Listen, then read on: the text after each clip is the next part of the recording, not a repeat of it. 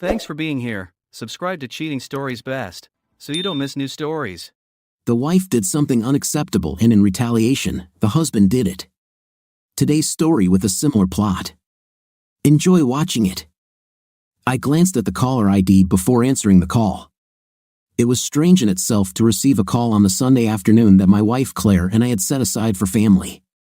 But what was even stranger was that it was my lawyer calling from Vero Beach, Florida. Hello, Pete. What's happening? Hello, Dave.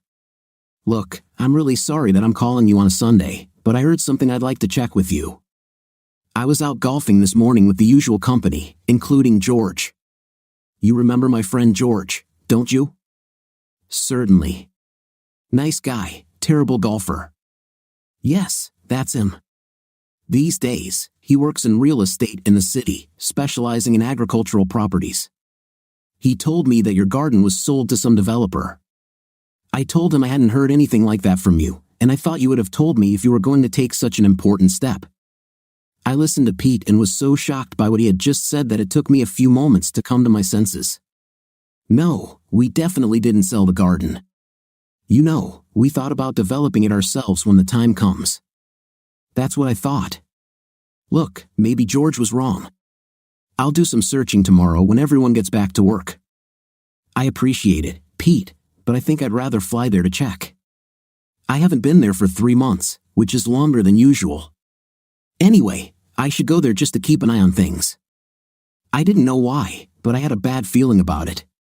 We said goodbye, and I called Claire. Claire, do you want to come with me to Vero? Pete heard a rumor that I need to check. We sent the children to their grandparents indefinitely. They didn't mind, they loved spending time at the ranch with their grandparents, who spoiled them to the nines.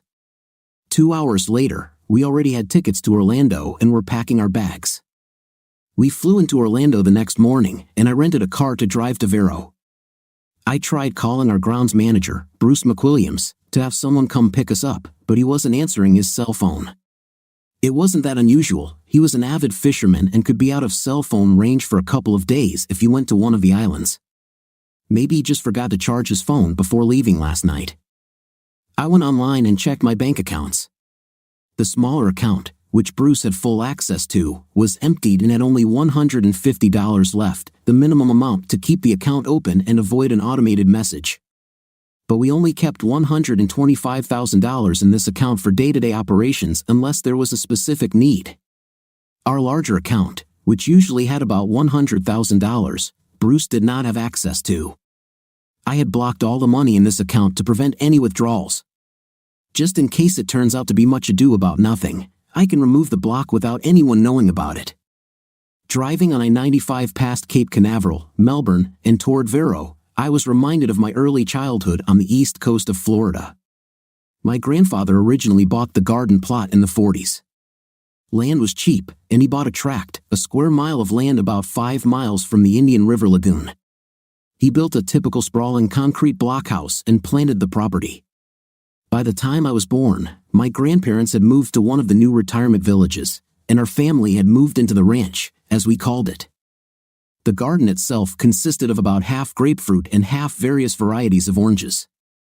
We had white, pink, and red Marsh seedless grapefruit and Hamlin Temple pineapple, as well as the usual red Navel and Valencia oranges. We had several rows of tangerines and several varieties of Duncan seeded grapefruit, but those were for local consumption only. The varieties we meant to produce from September to June. Growing up, I didn't really keep track of things like most kids, so I didn't learn much from my elders about how to grow citrus fruits. I think I learned a lot through osmosis. Anyway, Vero was a great place to grow up back then: sandy beaches, sunny skies, lots of tourists in skimpy swimsuits, and plenty of mischief to get into. Most of my friends were into surfing. It sounded good to me, but I wasn't crazy about it. I loved going out with the guys on boats out of the Sebastian Inlet, 10 or 20 miles out to sea, deep sea fishing. I grew up with a bunch of local kids who were much like me, sons of families that owned citrus orchards. We learned to drive tractors, spray trees with pesticides and fertilizers, and help our parents during the harvest. It didn't mean we were picking fruit, we had temporary crews to do that. But we were lifting 60, 70, or 90-pound boxes and putting them on trailers to take the fruit to the processing plants or packing plants, where they were cleaned, packaged, and shipped like fresh fruit. Bruce McWilliams and I were especially close. His father did not own a garden but managed several gardens for absentee owners. Bruce planned to attend the University of Florida in Gainesville to pursue a degree in agriculture. Don't laugh at the modern degree in agriculture. It's part business, part chemistry and biology, part marketing, and part soil science and animal husbandry, in addition to all the general educational courses. In other words, a degree in agriculture covers a lot of material. The modern farmer takes on a difficult, albeit rewarding, task. Anyway, Bruce's family moved away when we were in 6th grade, and from then until we graduated from high school, he and I were best friends. We went to the beach and learned the pros and cons of drinking too much. We went to proms as couples and took our girls' virginities in the same night. We shared many common experiences. Bruce was 4 inches taller than me until our second to last year. He reached his full height when we were freshmen, but in our second to last year, I caught up with him, and we started looking into each other's eyes. He was not only taller in his early years, but also more massive. I was slim and wiry, Bruce was stocky and muscular. While I ran cross-country and track, Bruce played center on the football team and catcher on the baseball team. Bruce's activities made him one of the big people in the school, mine, not so much. Despite our differences, we remained close. The third member of our little company, Pete Andrews, joined us in 8th grade. Pete, now my lawyer, was a quiet member of the team, a little more diligent than Bruce or me. Pete lived about half a mile away from us with his parents in a house closer to the beach. He was an only child and all he ever wanted was to be like his father, who was a lawyer. Pete was one of the geeks in the chess club, but we met in the orchestra, where he played trumpet and I played clarinet and saxophone. He soon joined Bruce and me, having fun and getting into trouble that would get us arrested today but was considered normal teenage behavior back then. The police at that time could take us home so that our parents would give us a good scolding, but they would not arrest us. Of course, we didn't rob stores or shoot people. We did catch a little alligator and put it in the pool in front of City Hall. Yes, we could be the culprits of that. My time at Vero came to an end, however, at the end of our final year at school. The garden was developed and running smoothly, so the family hired Bruce's father to manage the garden. Part of his compensation was that the McWilliams family lived rent-free in a house on the property.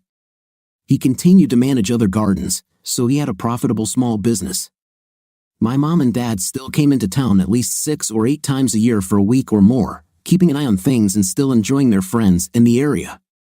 In fact, they bought a house on the beach nearby because they stayed there so often. I later used this beach house when I returned to the city. My wife and I moved there after our wedding, using it as a second home. Claire loved the place and had her own circle of friends in town with whom she played tennis and socialized at the country club when we were in the area.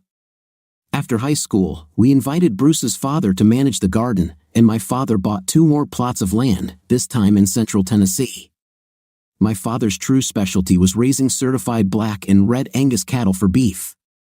He and Mom moved to Maury County, south of the Columbia County seat, and started their ranch. To be honest, Bruce, Pete, and I would have split up anyway.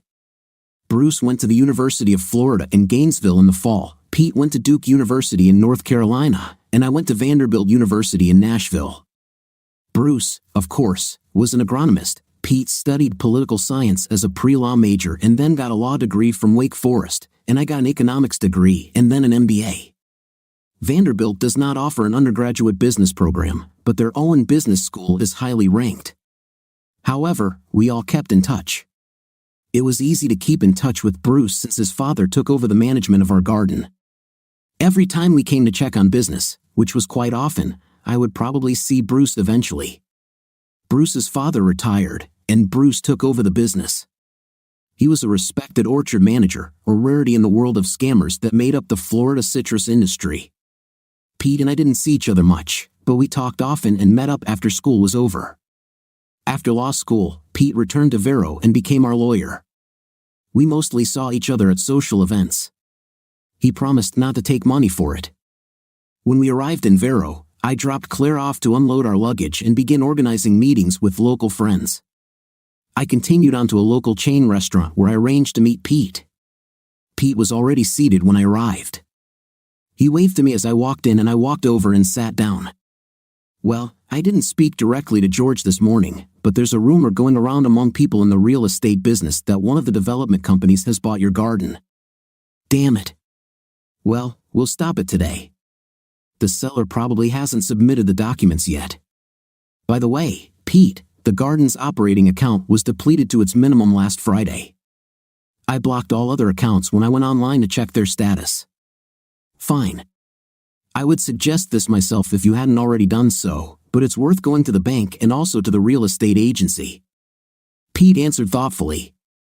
At this point, if the morning wasn't already in complete crisis, Big Bubba Smith walked in. He noticed us and approached us purposefully. Hey, boss. What the hell is going on? I knew I wouldn't like what I heard.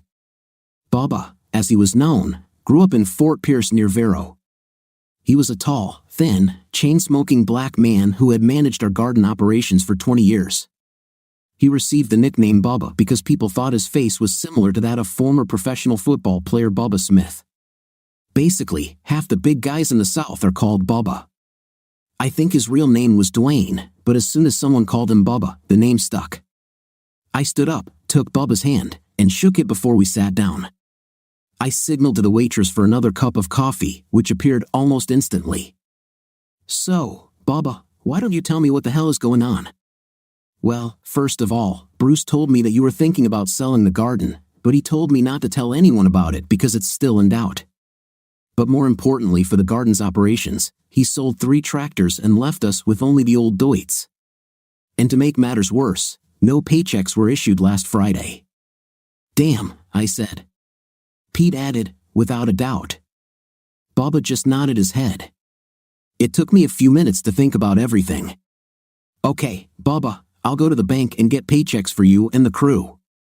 I still need to go there. Bruce is lying if he told you we're selling the garden. Do you know who he sold the tractors to? I think I know.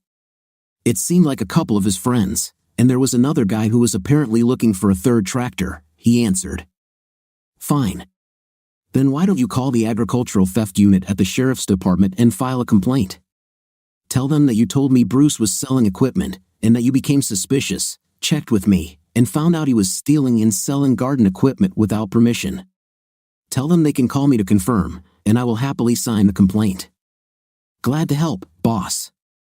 Damn, this John Deere was almost new, only about 20 hours of work. He drained his cup of coffee and stood up to get started. Now I had another problem, getting paychecks for our crew. I needed to call our payment service and transfer money to them so they would issue checks with the correct withholdings and taxes. I might do this later in the day. First, I had to go to the bank. When Pete and I arrived at the bank, I asked for the manager. Henry Wright was another local boy, not from our class and several years younger than us. We all knew him. Henry quickly walked out of his office towards Pete and me. Hi, Pete. Hi, Dave. Boys, I'm so glad to see you. Dave, I've been trying to call you all morning. Let me guess. Are you interested in blocking the accounts that I installed? Certainly. But let's go to my office to talk there. There's no need for the whole world to know about your affairs. Agreeing, Pete and I followed Henry into his office, and he closed the door behind us. His office had glass windows overlooking the parking lot on one side and the bank on the other. The wall behind him was solid, no one could sneak up on Henry. Henry first offered us something to drink, water, coffee, or soda.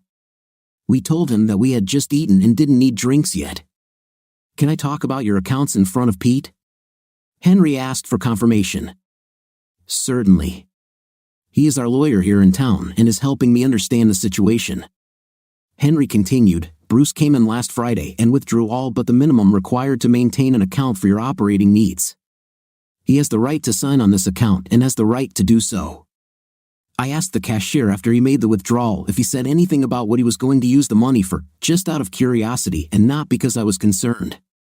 She said he didn't say anything about it but was friendly as usual, although he seemed to be in a hurry. Then this morning, he came with a power of attorney signed by you and wanted to make another large withdrawal from your main account, which he doesn't have access to. The same cashier who saw him on Friday told him she didn't have the authority to handle the transaction and asked me to look into it.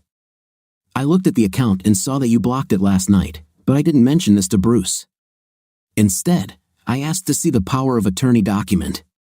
He didn't blink an eye. He gave me a notarized copy of what he called a power of attorney, granting him access to the account. He said that when you were doing preliminary assessments to develop your garden for sale to a construction company, which would require outside consultants and testing to check compliance with state and county requirements. If so, he implied that you would begin running water and electrical lines to the site. His explanation was not unrealistic, but I knew you had gained access to the accounts and blocked them. I told him I needed to make several copies of the power of attorney.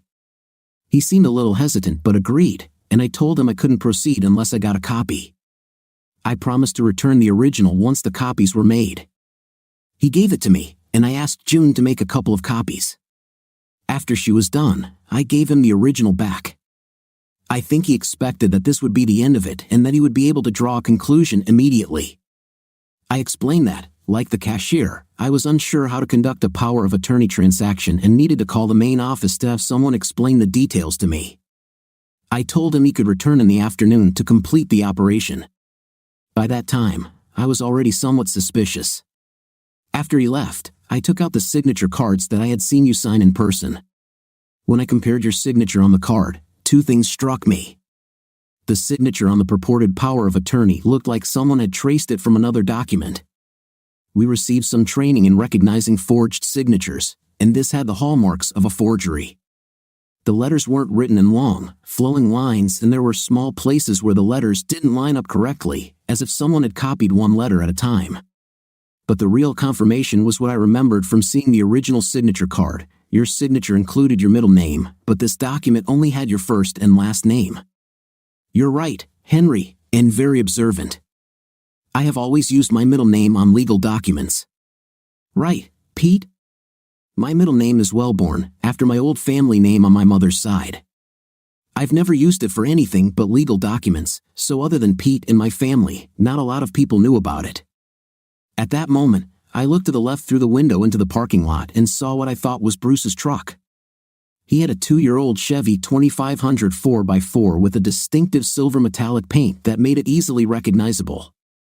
He seemed to slow down in the parking lot until he was behind Pete's car, and upon seeing Pete's license plate, Law Pitbull, he took off like a hare.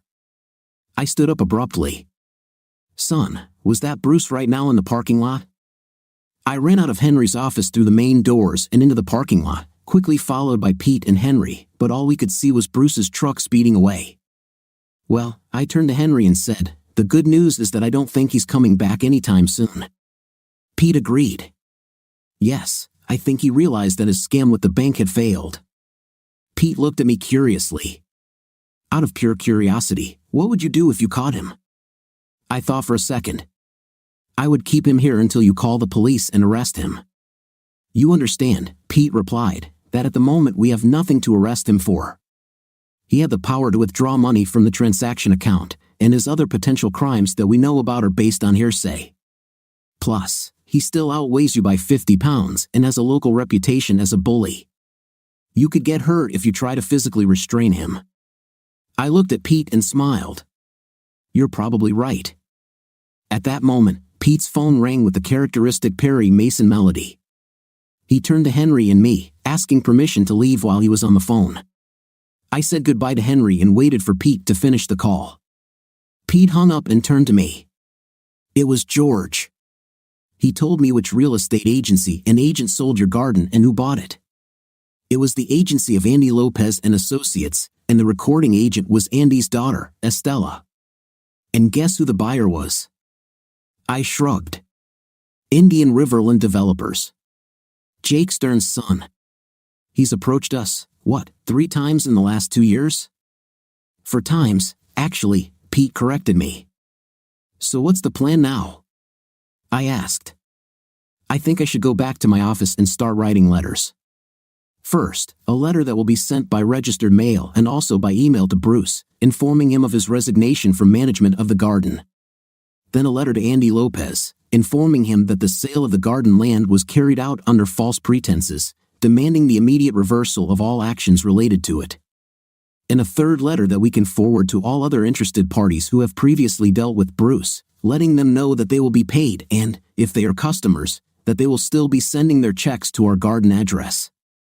You need to go home and make sure all the credit cards are canceled, although he's probably already maxed them out and sorted out the paychecks for employees. Okay, Pete. Call me later with any news that comes up. Agreed. Paying wages to the garden crew was not that difficult. We only had 5 full-time employees, Bubba, 2 other men who performed various garden maintenance duties, and 2 women who handled financial and production accounting, such as counting the boxes of fruit sold, tracking who they were sold to, and managing payments to the temporary crews working in the gardens. I called the payroll service and transferred the necessary money from the freelance account. They took care of the rest. I knew it had to be done quickly since most farm workers lived paycheck to paycheck. Our people were better off than many, but they still needed a stable cash flow. I made sure that they were provided for, and in return, they showed amazing loyalty to us.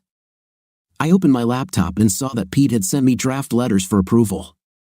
I approved them, and Pete sent them out, officially severing our relationship with Bruce McWilliams' management firm and notifying the realtors to stop the deceptive sale.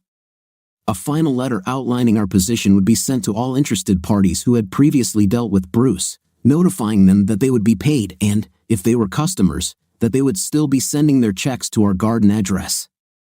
We only had 1 garden credit card, and as Pete predicted, it was maxed out.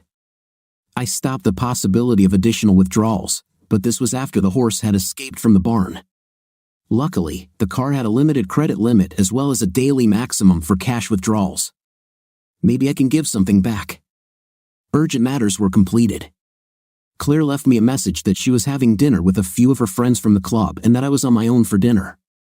Since I had a few hours to spare, I grabbed a glass, put a large ice cube in it, and went to the liquor cabinet to pour myself a shot of Scapa, a single malt Scotch whiskey from Scotland's northernmost islands, Orkney. It was so light that its taste exploded in my mouth, awakening all my taste buds. It always seemed to inspire my thoughts. Sitting in my reclining chair, I leaned back and thought about how Bruce and I grew up together. For a long time, we did everything together. We caught that 4-foot alligator and put him in the reflecting pool in front of City Hall. Another time, we added detergent and some dye to the fountain in front of one of the upscale hotels on the Barrier Island. Both places installed security cameras after that, so our fountain fun stopped. Sometimes we would sneak into the garden, start one of the tractors or other equipment, and move it from place to place. We never damaged them or took them out of the garden because that would have been stealing, not just naughty, so we set a boundary for ourselves. It was with Bruce that I first tried alcohol, had my first cigarette, got drunk, and smoked a joint. I learned a few lessons from those first experiences. After I vomited everything in my stomach, my father dragged me out of bed the next day and made me work in the garden all day. I limited my drinking after that. To be clear, not everything we did as children was bad. We were both in Cub Scouts, went deep-sea fishing with our dads when they rented a boat with a professional captain, and got good, if not excellent, grades. I was usually a better student than Bruce, but I wasn't going to be the top student in the class. We did extracurricular activities. Bruce played football and other sports, and I played in the orchestra and ran cross-country and track. Overall, I never thought that our early lives could lead us to a criminal career. Events like this attempted garden sale have made me look at some things more critically. As we got older, Bruce and I became more adventurous but edged closer to illegal and dangerous activities. I admit that even though Bruce was coming up with ideas, I was willing to go along with him. Bruce was bigger than me and a little older, and I knew he did riskier things without me when I wasn't around. He always managed to get away with it. He was my closest friend, and I think I always subconsciously sought his approval. After our other friend Pete joined us, he was probably smarter than me because he refused to participate in some of Bruce's crazy ideas. He told us that his goal was to become a lawyer and that even minors with criminal records would have a hard time getting into a prestigious law school. We accepted it and didn't blame him. We kept inviting him on our adventures, as we called them. Sometimes he came, sometimes he didn't. I understood Pete's long-term thinking about his life goals, but even if he said it with a smile, Bruce called him a weakling or a coward for avoiding our wildest antics. When we were teenagers, there were several occasions when we went down to the harbor and took some absentee owner's boat for deep-sea fishing without permission. I don't know if Bruce had any friends at the marina, but he was able to get the keys to open the locked gates meant to keep people away from the boats. Bruce always knew when the owners weren't around and didn't notice their boats were gone for the day. We always left them clean and well kept. Upon returning, we also filled the fuel tanks to the level they were at when we took the boat. So if someone found that a boat they had left fully filled suddenly only had a quarter tank, it might have raised suspicions. Likewise, if they had left the boat with less than a full tank, Bruce would carefully fill it up to that level. This should have been a red flag to me that Bruce was thinking a lot about how to cover up what was essentially a crime. It might not have been a big crime, but it was still a crime. Worse, I suspected there were times when Bruce had things that might have been taken from boats in the harbor. One day, we were on Bruce's father's boat, and Bruce suddenly had binoculars that I had never seen before. These were clearly expensive marine binoculars, not new, but in excellent condition. Bruce, being Bruce, always had an explanation ready. He said one of the garden owners had taken him on his boat, and when Bruce complimented him on his binoculars, the owner gave them to him. Well, what could I say? This could happen, even if it wasn't the most plausible explanation. When you hear the sound of hooves, you think of horses, not zebras. Another time, I witnessed Bruce selling a gun I had never seen before to a known lowlife from Fort Pierce. When I asked him about the deal, he said he was just an enterprising man who knew someone wanting to sell a pistol and also knew that this guy from Fort Pierce wanted to buy one. He simply made money on the difference between the purchase and sale prices. He was over 21 at this point, so a personal transaction was legal in Florida, but I still had my suspicions that Bruce would be willing to take something without asking if he thought he could get away with it. Friendship with Bruce had other benefits for a young guy like me. As the star of our football team, Bruce seemed popular with many girls. One afternoon, after a game against a Port St. Lucie team where Bruce scored 3 times, including the winning touchdown, he asked me if I wanted to have a night. I think he suspected that I was still a virgin and wanted to introduce me to the world of intim. I answered, of course, who wouldn't? He asked me to get some booze, tequila as I remember, and bring it to one of the local parks. I pulled out a bottle from my parents' supplies, and Bruce came with 2 girls. I already knew that Bruce preferred Latinas, so I wasn't surprised when the 2 girls he brought to the park were Connie Lopez and a girl named Eva, whose last name I don't remember. Both were Hispanic. Connie's family had fled Cuba, and Eva's family, as I remember, was of Mexican descent. Her father worked on a plantation, and her mother worked in a packing plant. Connie was quite famous in town, having been one of the varsity cheerleaders at Vero Beach High. Eva did not attend the same school. She might have gone to a Catholic school that served Vero in Fort Pierce, or she might have been working and not going to school. I wasn't interested and didn't ask. Bruce always claimed that Latinas were the best because they had big breasts, knew what they had to do, and would do anything to date popular guys. We sat on one of the benches in the park, far away from other people, and started making tequila shots the classic way: lime juice on hand, dip in salt, lick, and drink tequila. Of course, this was not high-end tequila. It was the kind my parents used for margaritas or other mixed drinks. After we had emptied most of the bottle, we went to one of the slightly shady hotels away from the beach, and I got a room. Thinking about it now, I often bought drinks and paid for rooms. It seems Bruce was taking advantage of me financially even then. As soon as we got into the room, Bruce turned on the radio to a salsa station, and the girls started dancing and stripping in front of us. It was really cute. Bruce told Connie to take care of me and show me how it's done while he took care of Eva. Once we were showered and dressed to leave, Connie held me until Bruce and Eva left. Then she told me the sad truth: "Dave, I want you to call me next week and find a time when we can have an intim again. Now listen to me carefully. Don't fall in love with me. Many men think they are in love with the first woman they had a night with. This is not love, this is attraction. You will have an intimate with many women, Dave. You are smart, handsome, and wealthy, and I will teach you how to have good night. You don't want to think that we're in love. I don't love you, and we have an expiration date. I like night and like having an intim with different men, so keep that in mind and don't be upset when it ends. I really like you, you're a good guy, better than Bruce.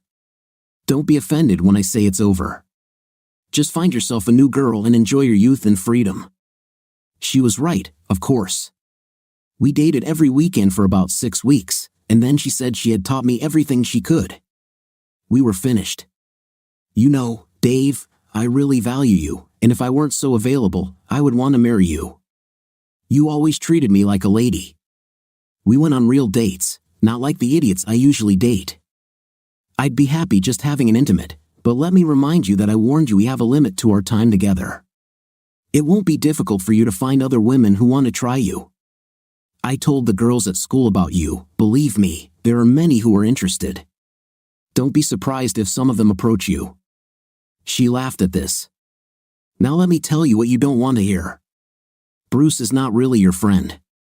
He may have been in the past, but Bruce is a user, and in the end, he will use you too. I'm not saying to leave him, he can be fun, but don't trust him completely.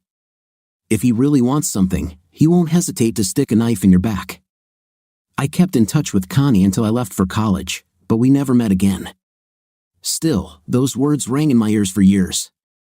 In light of what seemed to be happening over time, I forgot Connie's warnings about Bruce. I never noticed Bruce doing anything against me, and over time, trust was restored. I had no reason not to trust him. Plus, shortly after Connie talked to me, Bruce, Pete, and I went to different colleges, and we only saw each other in the summer.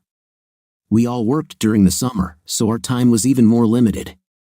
Even after Bruce took over the gardening business from his father, everything seemed to be running smoothly. My dad and I often came to check on the garden, and we didn't know what Bruce was doing with the other gardens he managed. Instead of going out to dinner, I just ordered pizza. It was still before 9 p.m. when Claire returned home. As I walked through the house, putting away my purse and keys, I asked her how her day was, where she had dinner, who she saw, just the usual things we discussed at the end of the day. Pizza? I think my dinner was more interesting, she said with a smile. I was sure she was right.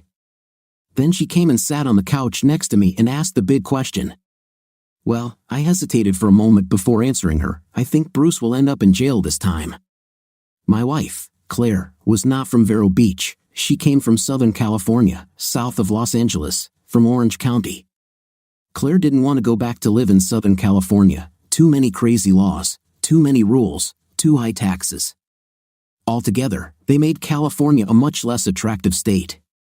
It's still a beautiful state with gorgeous beaches, great wine, mountains for skiing and hiking, and several wonderful national parks. Overall, a good place to visit, but no longer a place where you want to live. Middle Tennessee was perfect for her.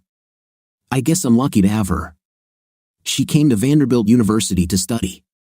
We met, started dating, fell in love, and eventually got married. But she didn't know all the people I grew up with. She knew Bruce and his wife from our frequent trips to Vero. What did he do to get arrested? She asked. That's the problem, I replied. I think he stole about $125,000 from the plantation's checking account and used it for his own purposes. I think it's called theft, but it's complicated by the fact that he had legal access to this money while it was being used for the plantation. Something else he seems to have done, and we'll know for sure in a couple of days, is that he sold the plantation's farm equipment to his friends who own other plantations. We think so, but they might claim he simply lent them the equipment for some legitimate reason. The sheriff's department is looking into it now. He then misrepresented his position by claiming that he had power of attorney to act on my behalf and forged documents to that effect. He tried to use this to get money from our main bank account, but it failed. So, I don't know for sure what to blame him for: attempted theft, fraud. The most important thing is selling our plantation, and we need more information on how he did it. I suspect we'll find out that he used a power of attorney to get real estate agents to cooperate with his actions. So, he clearly committed fraud and theft, and we'll find out what else. I have an unpleasant suspicion that we are only just beginning to understand the scale of his crimes. Wow, Claire exclaimed. And this is the man you thought was a friend? I had to look a little embarrassed. Yes, I thought he was a friend, but no friend betrays another like that. I once dated a woman named Connie Lopez who was also hanging out with Bruce. I remember she told me that he was a user and would eventually stab me in the back. I forgot about her warnings, but I think she was right all along. I'm so sorry, Dave, Claire said. I don't know what to tell you. I don't know either, I replied. But right now, I have to put my emotions aside and first try to fix as much of what happened as possible. Thank God George called Pete, and Pete had the good sense to call me and see if I knew what was going on. You know, this isn't some spontaneous decision. Bruce must have been planning this for a long time. I think he figured that when he lit the fuse, he would act so quickly that it would all be over before I knew it. We talked a little more, but without more facts to discuss, we were just going around in circles. So, Claire and I finally went to bed. We cuddled for a while, and I think she slept a little better than I did, but even she was restless. I lay there and planned what I needed to do the next morning. First thing in the morning was to make some calls. I called Bubba, and he gave me good news. The sheriff's agricultural theft unit had found 2 of the 3 tractors that Bruce had sold and had seized them pending my report of the theft. They were tracking down the 3rd tractor because Bubba remembered the last buyer's name. He had a plantation in the middle of the state off Highway 60, which crosses the state between Vero and Tampa Bay. They contacted the sheriff in that county, getting permission to work with them and seize the last tractor.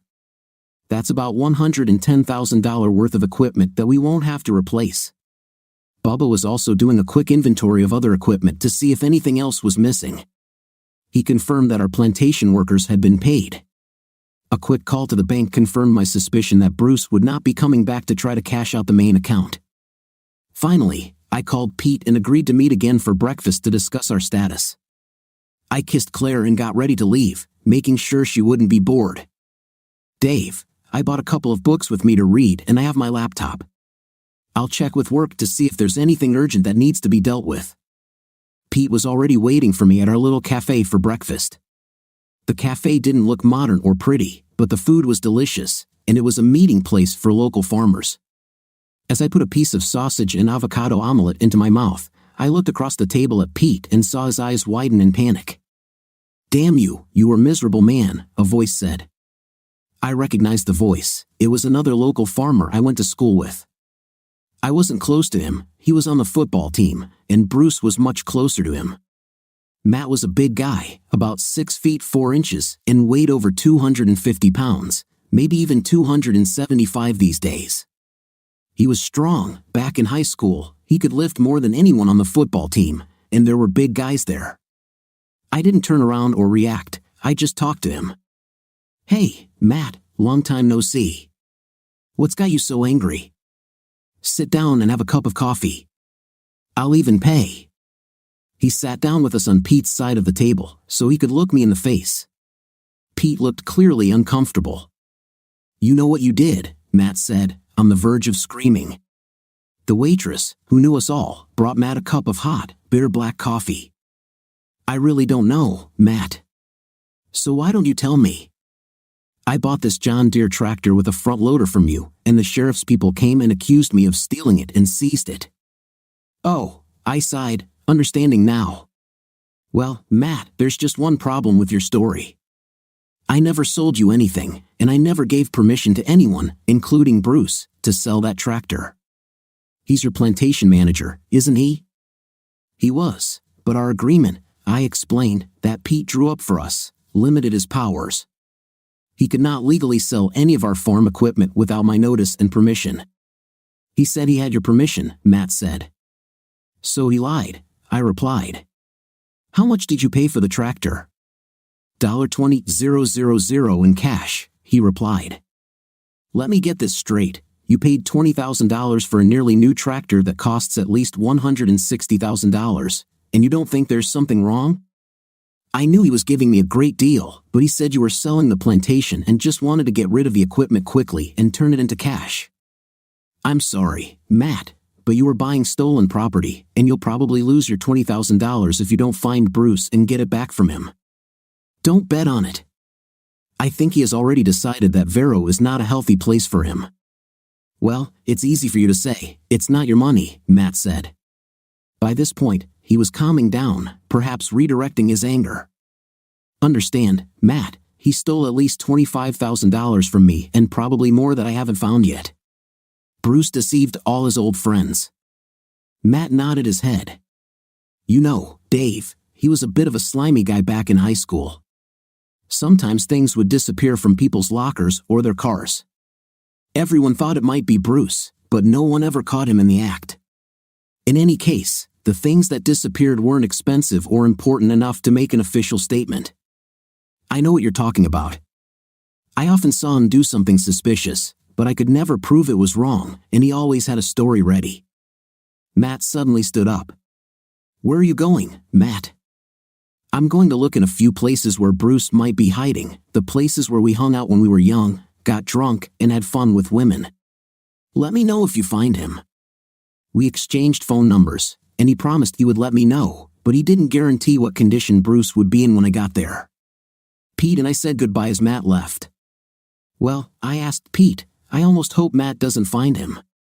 He could become food for the alligators, and all we'd find are his body parts in one of the irrigation canals. I agree, Pete said. I was grateful to Pete for coming with me to sort out the mess Bruce had created, but he was a lawyer and, although he was a friend, he charged money for his time. I wanted to make sure I was using him effectively and not wasting his time.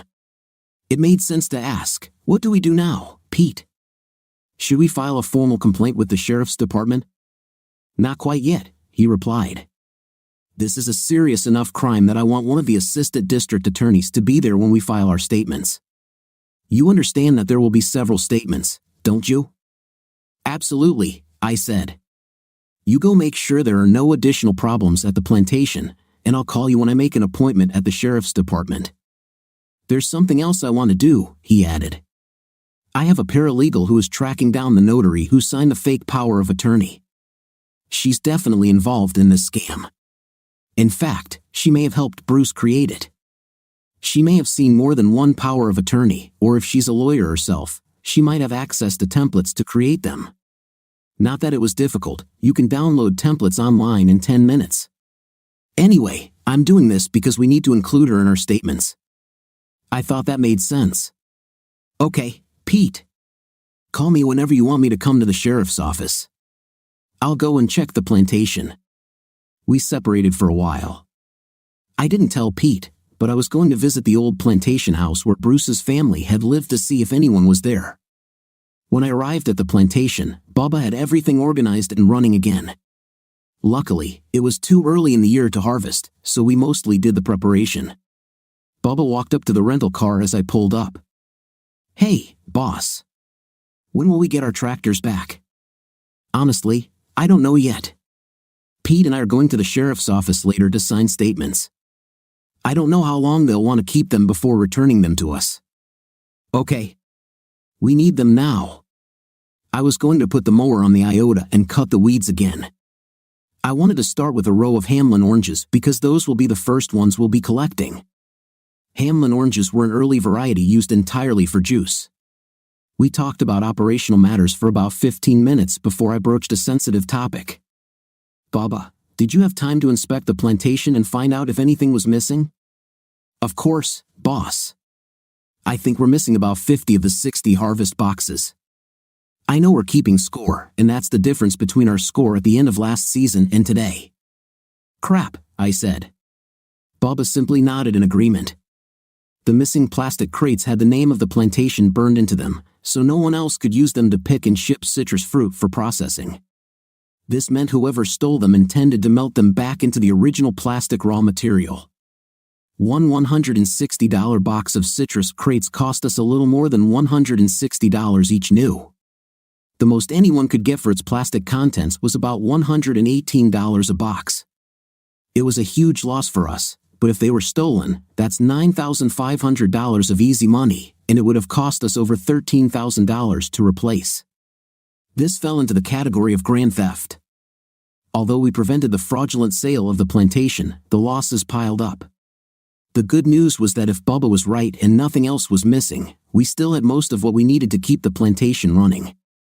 Computers, business documents, and office equipment were still in the office. Bruce may have had his cell phone paid for by our plantation, but I was willing to bet it was either lying in a ditch or left somewhere for anyone to pass by. Which reminds me, I need to turn off this phone. I didn't want to pay for calls to Central or South America or some Caribbean islands. It took me about 5 minutes, and to my relief, it hadn't made any calls in the last week. Bubba changed the locks both on the gate and in the office to prevent late-night visits from five-finger discounters. My next visit could be difficult and even dangerous. I was heading through the plantation to the other side, where there was an old ranch house. This was the house where Bruce's family had lived. I might find the house empty, or I might encounter Bruce armed with a pistol or shotgun, so I took my .45 and put it in the car, somewhere easy to reach.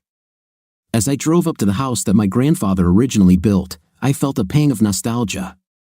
The outside of the house still had the same general appearance as when my family lived there. The walls were made of concrete blocks, painted a light beige, with a roof that peaked in the middle and sloped on all sides to a covered porch that wrapped around most of the house. Upon closer inspection, one could see that all the windows were new, double-glazed with UV protection to prevent the full force of the sun from heating up the interior. This gave them a mirror-like appearance, which also meant I couldn't see movement inside the house. Inside, the home had been completely remodeled and modernized 3 times. There was a modern kitchen that was part of an open plan with no walls between the kitchen, dining room, and family room. There were 4 bedrooms at the back of the house that I couldn't see from my angle. The bedrooms were originally part of the house, but there was a significant extension that more than doubled the original area, moving not only the bedrooms but also the games room and office to the rear. It was a nice place, and I have to admit that Bruce always kept it tidy. I pulled up to the front of the house, and before I even got out of the car, the door opened. It was Consuela, Bruce's Venezuelan wife. Yes, Bruce's taste in Latinas hadn't changed. There seemed to be no one else there, so I got out and stood next to the car, somewhat shielded behind the open door. Car bodies don't offer much protection from gunfire, but I could hide behind the engine block, which would be much better. Consuela saw me and walked over to where I parked. Consuela was a very attractive woman with almost shoulder-length black hair, wonderful breasts, an incredibly narrow waist, and not a flat, skinny butt but a fuller one, by no means fat, a little slimmer than Kim Kardashian. David, she pronounced my name with an accent. Consuela, I answered. I thought you were coming, she said, sounding rather depressed and sad. Bruce isn't here, you know, and it hasn't happened for more than a week. She sounded like she was about to cry. I don't know where he is. I wasn't completely surprised. If Bruce betrayed everyone else, why not betray his wife too? Come in, David. Sit down, we need to talk. I agreed. Consuela's family had immigrated to the United States when she was 12 years old, so her English and Spanish were perfect. She spoke English with a slight Spanish accent. She and Bruce had met while they were attending the University of Florida. She was pursuing a degree in general business, something that overlapped with Bruce's agricultural requirements. I wasn't entirely sure that Bruce had ever loved anyone other than himself, but I always thought Consuela was an exception. Now, I wasn't even sure of that. I wasn't sure what to think or how to approach Consuela. From my interactions with her, she seemed to be an honest person. She worked for Bruce's management company, handling the business side of the company while he took care of the plantation. She also helped liaise with packaging plants by acting as a translator, instructing the mostly Spanish-speaking crews on what they needed to do. We entered the ranch house, and I was still a little cautious, fearing that I was walking into an ambush. Consuela sat down at a small table in the kitchen with 2 chairs and motioned for me to take the other. There was an open bottle of wine on the table, as well as a half-full glass. It was still morning, too early to drink. She asked if I wanted to join her or if I preferred a soda or coffee. I asked for a diet soda, which she took out of the refrigerator. She looked at me directly and asked, with tears in her eyes, "What's going on?" I looked back at her and said, "I don't know." "Why don't you tell me?" "Bruce left a week ago, and I haven't heard from him since." She began to cry. "I don't know if he's alive or just hiding from me. I think he has some he's dating, so maybe he just left me and the boys to fend for ourselves." "Where are the boys?" I asked, thinking that even Bruce couldn't abandon his sons. "My parents have them until I figure out what to do next." Fine. So why do you think Bruce might be dead? It's a long story. Just start from the beginning. Consuela fell silent and took a deep breath. Then she took another long sip of wine and refilled her glass. It all started about 6 months ago. Bruce told me he had a plan that would make us rich. I asked him what he was thinking, and he said he couldn't say. Then I asked him directly if he was planning to do something forbidden. He laughed and assured me it had nothing to do with anything forbidden. I insisted he give me at least a hint of what he was planning. After all, it was about me and his sons. So he gave in and told me he was involved in a project to create large citrus and coffee plantations in Central America. The difference between these plantations and existing operations was that they would be modern, mechanized operations growing organic produce to supply the U.S. market at a cost comparable to non-organic produce grown here. He told me the reason he was keeping it a secret was that when the time came, we would close the business here and move to a ranch in Central America. He didn't even tell me which country. I had to keep it a secret because it was all classified. He said he was negotiating major funding from the local government for the project, but if word got out, the funding wouldn't materialize. It sounded corrupt, but he said that's just the way business is done there. He also didn't want to get fired from the plantations he ran here, because if they found out he was going to leave, they would find someone new sooner than he planned. He also said that he would need my help and cooperation to arrange all this. I didn't know what he meant, but I agreed to help him in any way I could. This made him very happy. She cried again but pulled herself together and continued the story. David, I'm so ashamed, but I promised Bruce I would do what he needed. It wasn't long after our conversation when, one evening, Bruce asked me to take the children to my parents because he was going to invite the bankers to talk about business and didn't want us to be interrupted. He brought these two men here, one older and one younger, both in nice suits, and we started drinking. They didn't seem to be talking about business so much as getting to know each other. I think they were from Panama, which is known for its bank secrecy laws, but also for several major financial scandals. Bruce said they had a flight and were due to leave in half an hour. He asked them to excuse us, and we went to our bedroom. We were all pretty drunk by then. He told me to take off my clothes and put on thigh-high stockings and high heels. It disgusted me, but I did as he asked. Bruce left and returned to the living room, where he put on some salsa music. Then he called me to come out and dance for our guests. I was so ashamed, but I did as he asked and went out to dance for these men, without anything except for stockings and high heels. Finally, Bruce told me to go back to the bedroom and wait while he escorted our guests to their rental car. I could hear them talking, but I couldn't make out the words. It seemed like they were agreeing on a time to return to the States. Consuela took another sip of wine from her glass before speaking again. A distant look appeared in her eyes. 2 weeks later, Bruce told me the bankers would be back with documents for him to sign. I told him I didn't want to repeat what he made me do the first time. He said we really needed to work with these people and that they were counting on me to be good to them. Again, we had a couple of drinks while waiting, and I still told him no. He finally insisted that I take a pill to calm down, as he said. I took the pill, and my thoughts became a little foggy. He told me again that we would become rich if I just helped him. I finally said okay, I'd help. Right before a rental car with two guys pulled up, they walked up to the house, and Bruce let them in. He told me to take off their jackets and hang them in the hallway closet. I did it. Then Bruce made us all mix drinks, something with tequila. We raised a toast to our future success.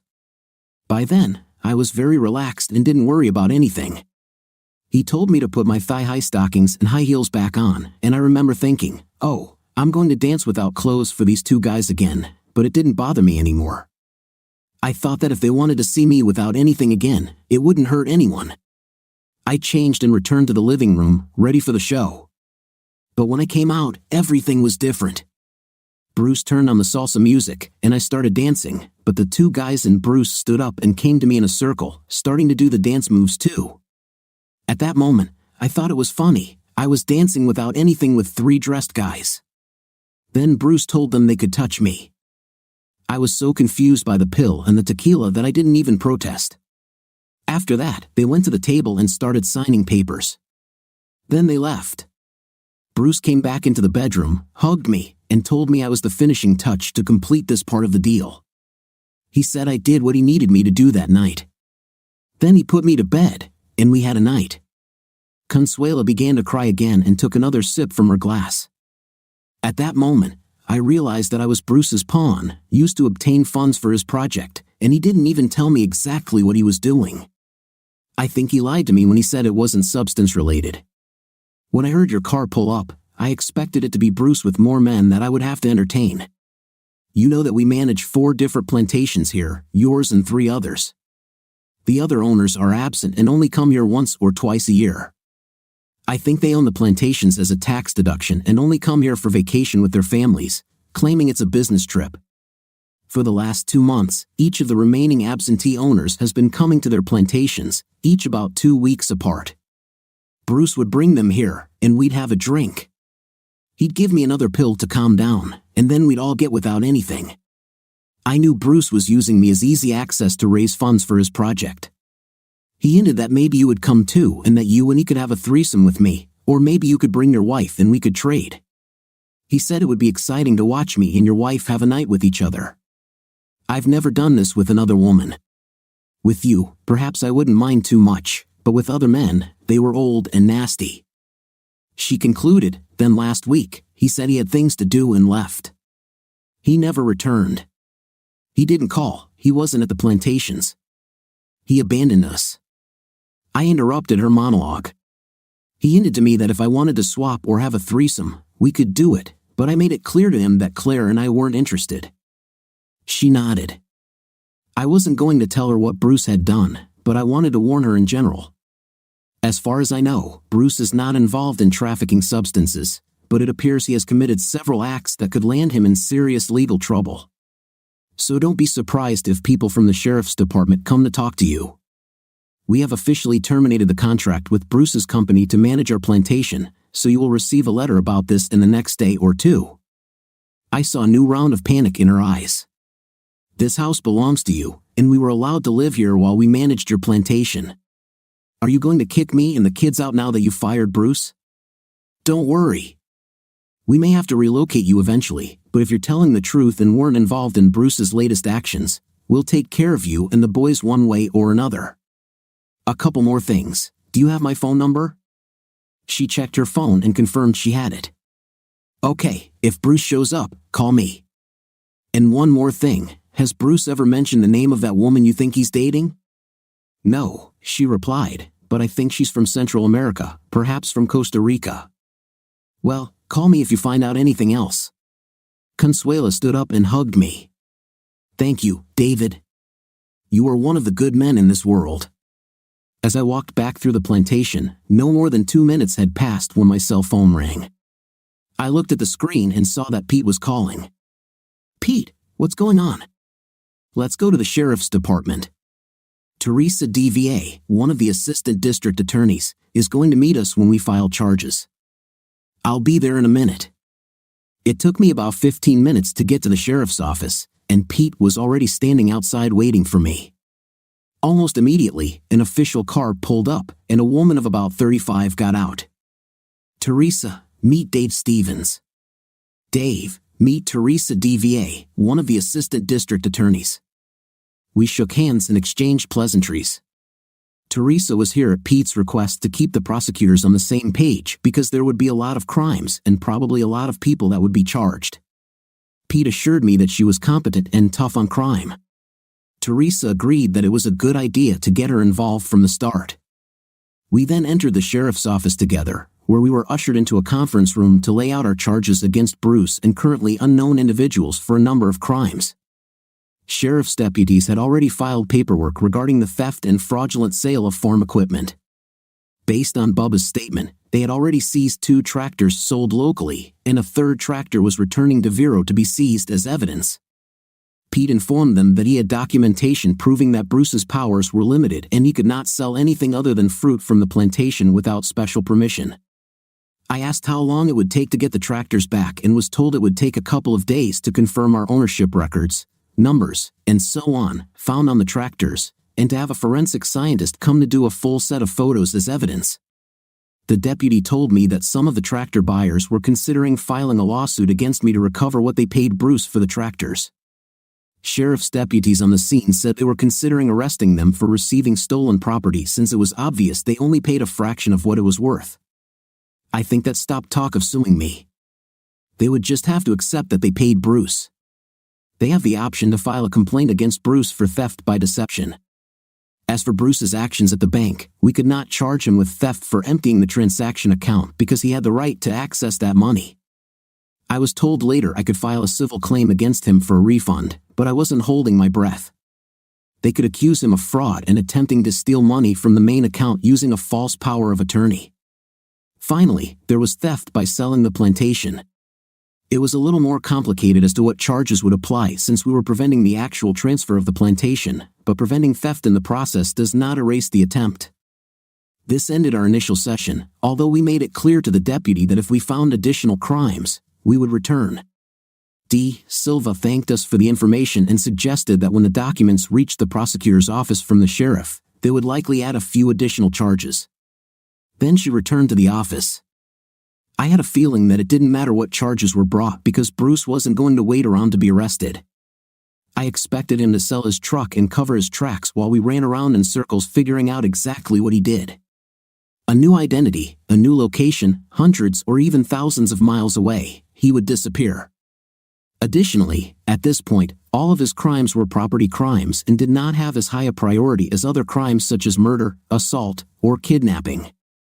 There won't be multi-layered all-point bulletins, and even if there are, there won't be police briefings for the guys on the streets for more than a day or two.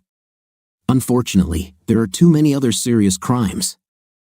I followed Pete to our next stop, Andy Lopez's real estate agency, Properties by Andy. Both Pete and I had met Andy at various events, although we were not friends, more like casual acquaintances. When we entered his office, we were greeted by a young, well-dressed woman, clearly a salesperson. She smiled, greeted us, and was only slightly disappointed to learn that we were not looking for real estate but had come to see Andy. Andy came out, and when he saw Pete, he rolled his eyes and said, "Pete, what a mess." "Sorry about that, Andy, but it was very good for you that we were able to prevent a fraudulent transaction." "Yes, you're right. Let's go to my office. Would you like to get coffee?" We agreed, and he called the young agent, who was in the room. "Carolyn, can you bring 3 coffees and a tray to my office?" We sat down and chatted for a bit. Andy asked Pete about his family and vice versa, and he asked me about mine. Since we no longer lived in Vero, I told him about Claire and the kids. Carolyn brought a cart with 3 coffee mugs and all the accessories. I took a couple of sweeteners for mine, Pete added cream and sugar, and Andy drank his black. Almost immediately after we finished making coffee, a young woman entered the office. She was 24 or 25 years old. Andy introduced her as his daughter, Estella. She was holding a stack of documents in her hands. "Hi Pete, nice to see you again. I really wanted this deal to go through, though, $5 million for the plantation. Well, Dad asked me to make copies of all completed documents for you." "Thank you, Estella. Make sure the originals are kept together and in a safe place. They will almost certainly become evidence, and prosecutors will want the originals, not copies." She sat down in an extra chair. To be honest, Pete, everything seemed legit to me. He told me that Dave's family wanted to sell the plantation, and I knew that Jake Steer had been hunting for this land for years, so I accepted the order.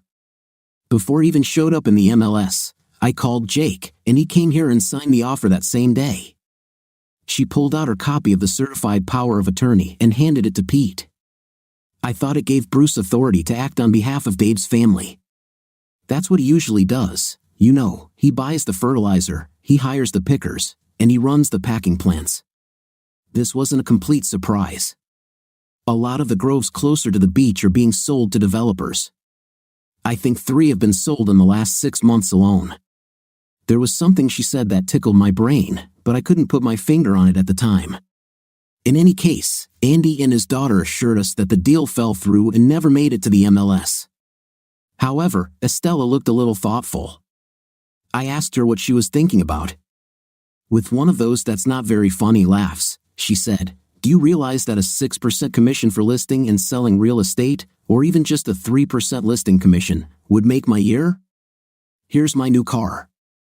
Yes, I agreed, mentally calculating the commission from $150,000 to $300,000. However, Estella had another thought as she silently said to herself, "That son of a, I let him take me, and now it all disappears. I'm finished again." We left the office and found another place where Bruce had left a trail of problems behind him. Since it was getting late, Pete went home, and I returned to the family cottage on the island. There, I found Claire waiting for me. "How did it go?" she asked. "Well," I replied, "we are correcting the situation as best we can, but I think we're short $125,000, or more accurately, $124,950, from the transaction account because he had legal access to it. There will be enough other charges against him that, if or when he gets caught, he will end up in jail for a long, long time." I also stopped and saw Consuela. She says she hasn't seen or heard from Bruce in a week. He told her about some project that was supposed to make them rich from a ranch somewhere in Central America. She claimed she never knew the details and seemed terrified that he was going to get involved in pills and they would end up as slaves to the cartels. My guess is that over the last 6 months or so, Bruce has been selling it to potential business partners and prospective investors, forcing her to please her bankers and have threesomes with some of his other clients. She seemed rather disgusted with herself for giving in and doing it, but you know how Bruce is. He promised her the moon and placed the guilt on her, saying that if she didn't agree, the failure of his project would be her fault. He used substances. At this point, Claire interrupted me. "Dave," she said, "I never told you this before, but before we got married, Bruce suggested that you, me, and him could have a threesome. He claimed it would be the best night I'd ever had and implied that after the first time, we could do it again in the future. In fact, he even suggested that once we were married, we could switch places. When we were here in Vero, I was horrified and disgusted that a man who was one of your best friends would do such a thing. I never told you because I was sure he was drunk at the time and because he was a close friend. The next day, I don't think I remember what he said, and he acted normally again, so I didn't pay much attention to it.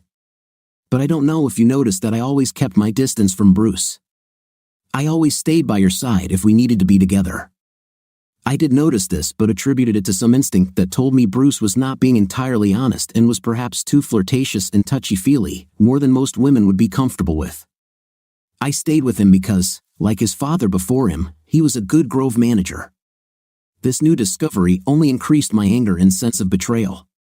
He may have been drunk, but I'm sure he knew and remembered every word he said. Perhaps he thought he had planted the seed of an idea in her head that she might act upon in the future. He definitely didn't know my wife as Connie Lopez told me years ago.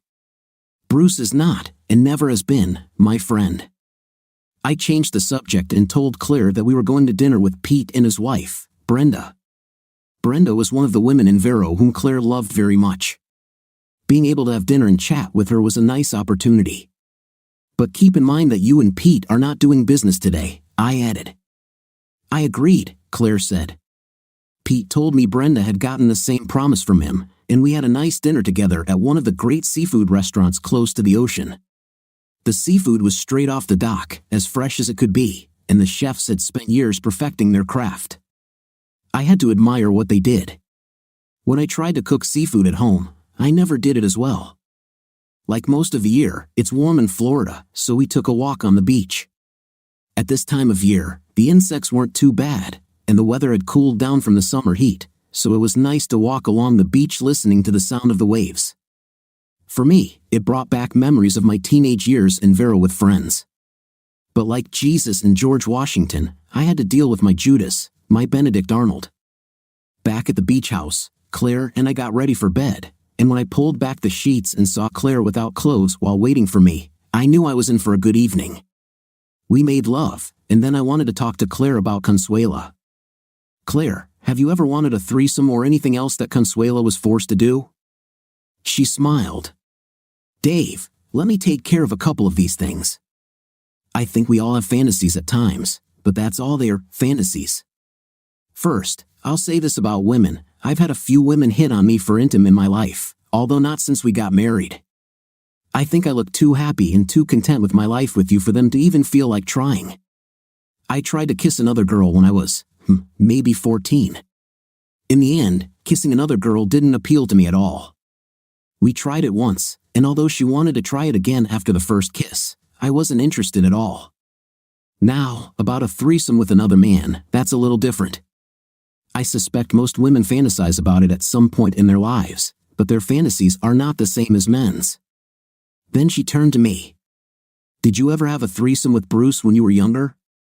Claire knew about some of the intimate adventures I had been involved in years before I met her. No, Bruce and I often had night with our women in the same room, but it was for money. We only had enough money for one room, but we never had threesomes or swapped the women we were with. There have been a couple of times when one of us has stopped seeing a particular woman, then the other one might have courted her, but it wasn't a swap in the same room on the same night. If Bruce was having some kind of threesome at the time, they weren't with me. Claire paused briefly before moving on to a slightly different topic. Have you ever fantasized about a threesome? Of course, I said.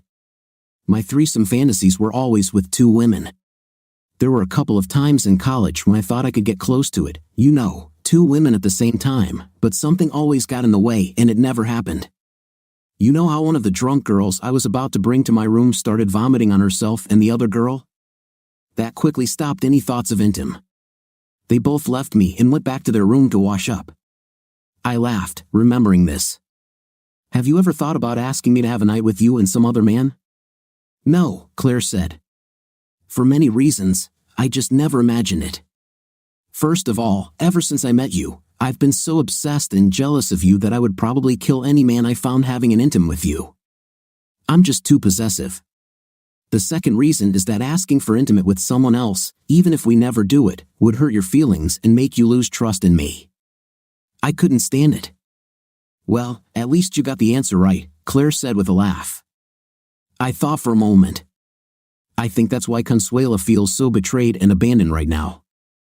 When Bruce started treating her like his personal escort and acting as her pimp, it showed her that he didn't love her the way she loved him. Then why do you think she did this? I asked. I think for several reasons. Latino women are often taught in their culture that they should do what their husbands ask and want from them. This usually doesn't apply to things like exposing themselves to other men, because most Latino men, like me, are too macho to let other men have their wives.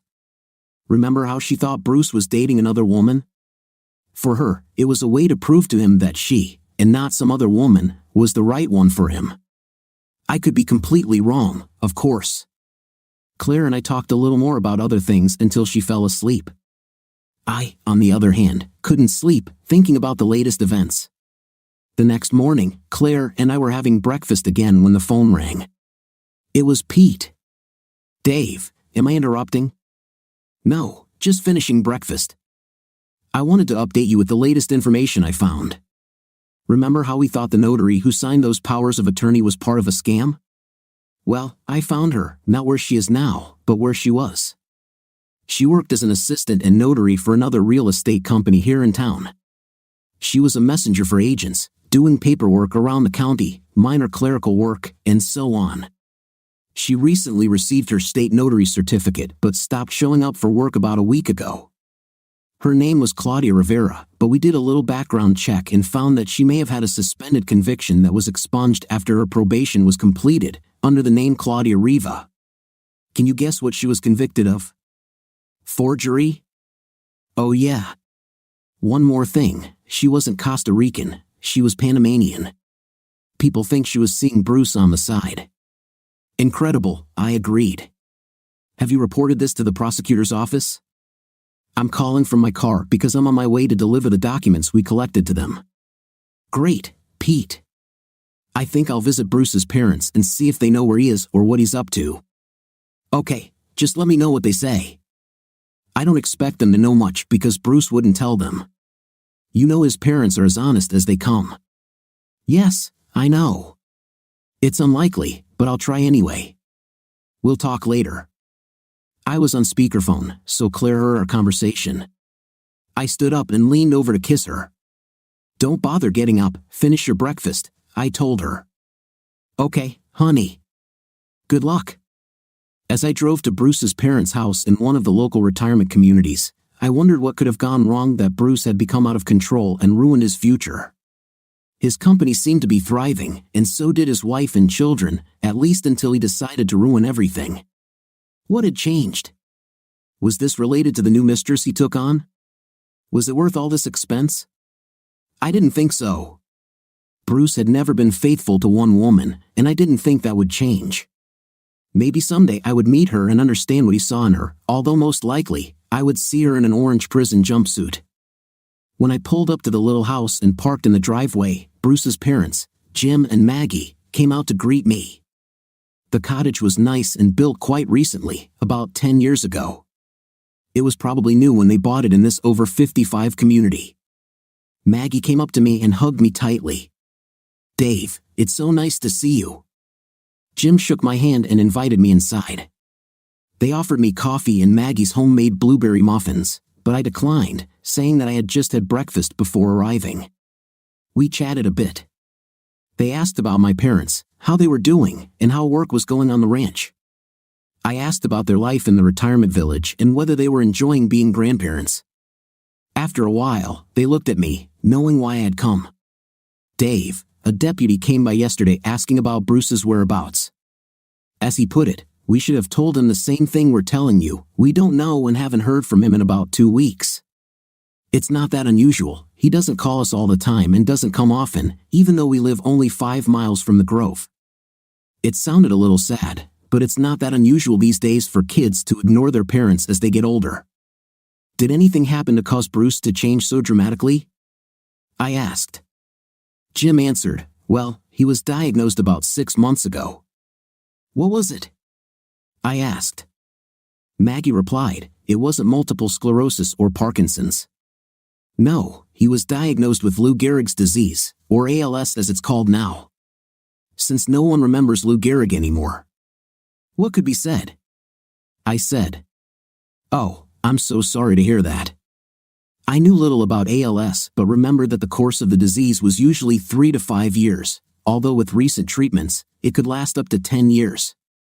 This is a terrible condition where your body deteriorates before your eyes.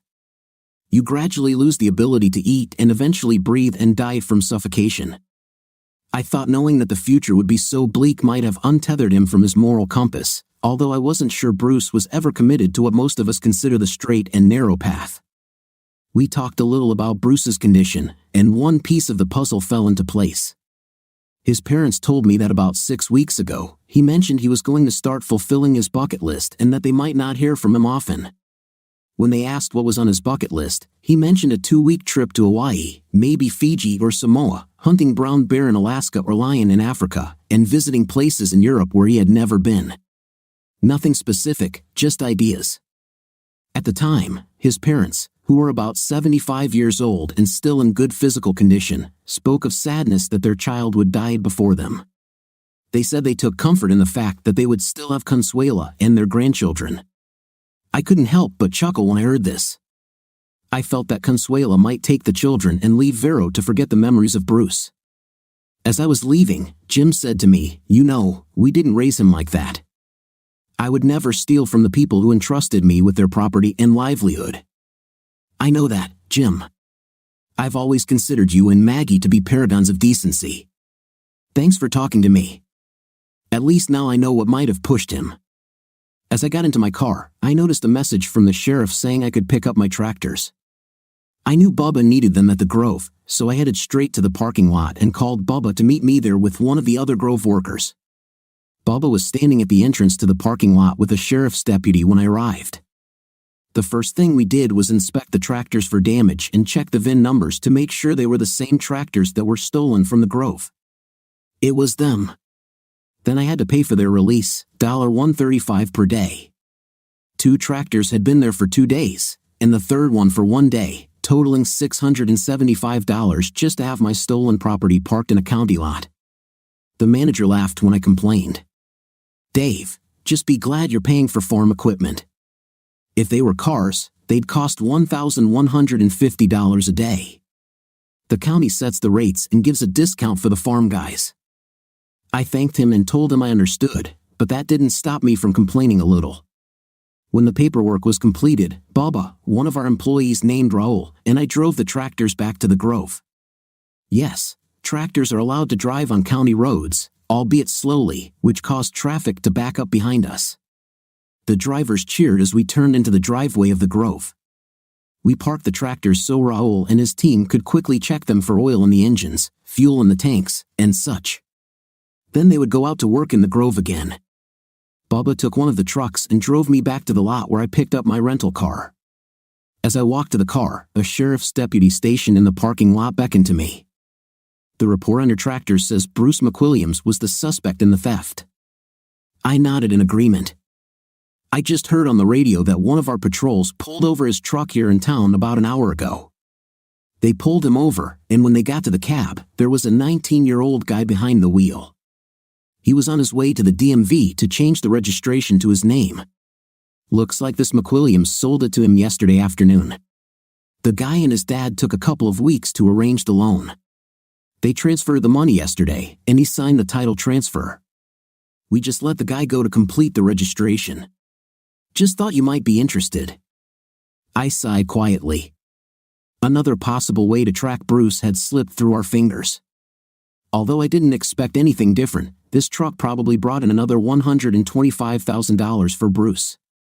He would collect as much cash as possible and then try to disappear. When I called Pete, he already knew about the truck. Yes, Teresa, that assistant prosecutor, called me to let me know. But it was a legal transaction, so nothing can be done. She is on guard, though. Just for fun, she went into the DMV database and found Claudia Rivera's Toyota Camry. At least her license plate is on the cops' radar now, but her car isn't like Bruce's truck, no flashing neon light. I think her car is a brown four-door sedan, the kind of car that no one pays attention to. He'll probably show up at some point, but let's hope it's sooner rather than later. Of course, we're just speculating about her at the moment. She might not have anything to do with Bruce's scams at all, but I doubt it. After I hung up, I headed back to the cottage on the island. I thought Claire and I would have dinner there that night and then fly back to our home in Tennessee in a couple of days. I couldn't think of anything useful to do at the moment. Everything was in the hands of the police and the prosecutor's office. When I arrived and was just getting out of the rental car, Claire ran out of the house. "Dave, Consuela just called." She sounded like she was on the verge of panic. She seemed scared for some reason. "She couldn't reach you, said your phone was busy and didn't go to voicemail. She asked that you call her back ASAP." I went into the house before calling her back. "David," she whispered as if afraid she might be overheard. "Those bankers, or whoever they are, from Panama called half an hour ago. They said their plane had just landed in Miami and that they would take a car and come here tonight. I told them Bruce wasn't here and I didn't know where he was, but they said it didn't matter. They said Bruce told them to come and that I would show them a good evening. The Panamanian said Bruce mentioned intim with me, and they are looking forward to the same.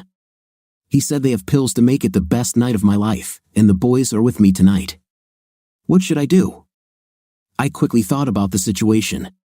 "Give me a minute to make a couple of calls, and then Claire and I will come to the ranch, okay?" She said, "But hurry up." My first call was to Pete. "Pete, do you have the number for that assistant prosecutor?" "Yes. She's probably already left the office, but I have her personal number." I told him about the call from the Panamanian bankers. "I think it will take them about 2 hours to get here from Miami. That's what I'm proposing, but it will take someone with a little influence over the sheriff." I shared my plan with Pete, and he said he would contact Teresa and they would be ready. Claire and I got back into the rental car and drove to the ranch.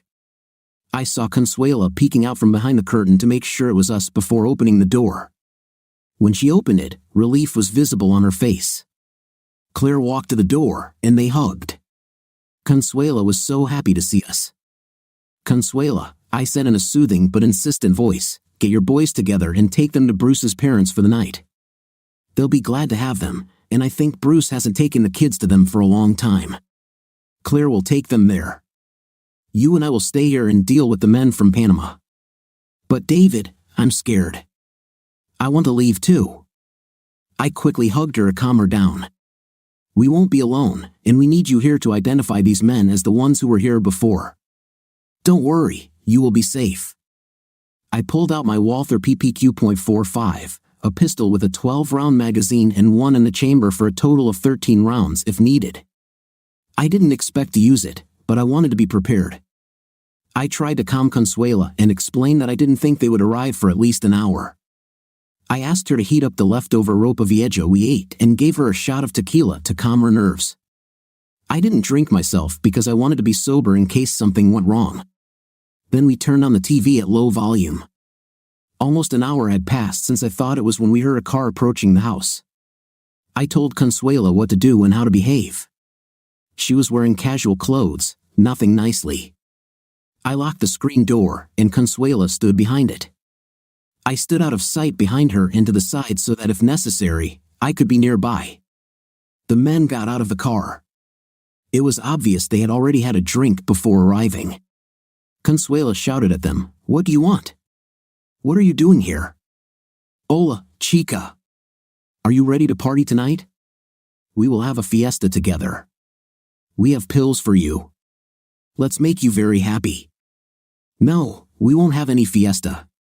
Get back in the car and go back to where you came from." They began to behave aggressively. No. Bruce sold you to us for the night. You're our society girl tonight. Don't worry, you'll still be ready for more intimate in the morning. Are you threatening me? She asked. I told you to leave. I won't be anyone's society girl tonight or ever. Call the police if you want, but we're not leaving until we get what we want. Are you threatening me? She asked again. I told you to leave, or I'll call the police. Pinch, pisha, was the response. Suddenly, the lanterns surrounding them lit up. They tried to return to the car, but two Vero Beach patrol cars blocked their path. This is the police. You are under arrest. Place your hands on your head. Do not make sudden movements or reach for anything. The Panamanians obeyed as if they had done this before. They were soon ordered to kneel and then lie down on the ground.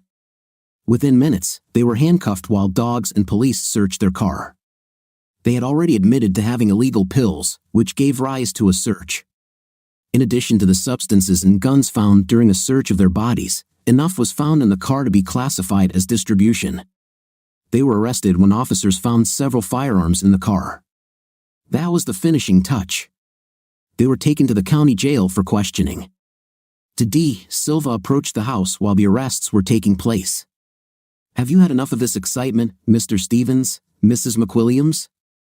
Consuela answered first, more excitement than I need in my entire life. I was more cautious and pragmatic.